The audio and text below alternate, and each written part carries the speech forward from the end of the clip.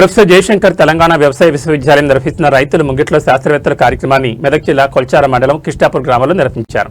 వ్యవసాయ విశ్వవిద్యాలయం చెందిన రాజేంద్ర నగర్, హైదరాబాద్ వారు ఈ కార్యక్రమం నిర్వహించారు.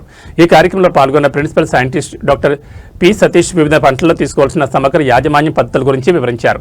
ముఖ్యంగా వరిలో నారుమడిలో యాజమాన్యం, నీటి యాజమాన్యం గురించి వివరిస్తూ వ్యవసాయ విశ్వవిద్యాలయం వారు రూపొందించిన సన్న రకాలైన KNM 1638, RNR 15048, HMT Sona, WGL 42, WGL 962, JGL 1798 వంటి సన్న విత్తనాలు పండించాలని సూచించారు.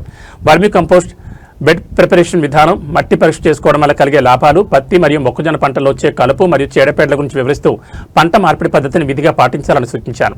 అలాగే జీవ నియంత్రణ పద్ధతులను కూడా వివరించడం జరిగింది. ఈ కార్యక్రమంలో మండల వ్యవసాయ అధికారి సమతుల్య ఎరువుల వినియోగం మరియు వరి కొయ్యలు కాల్చడం వల్ల జరిగే నష్టం గురించి వివరించారు.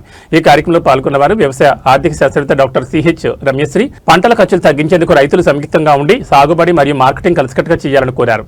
పంట దిగుబడి మాత్రమే కాకుండా నేలతల్లి ఆరోగ్యాన్ని కూడా కాపాడాలని కోరారు.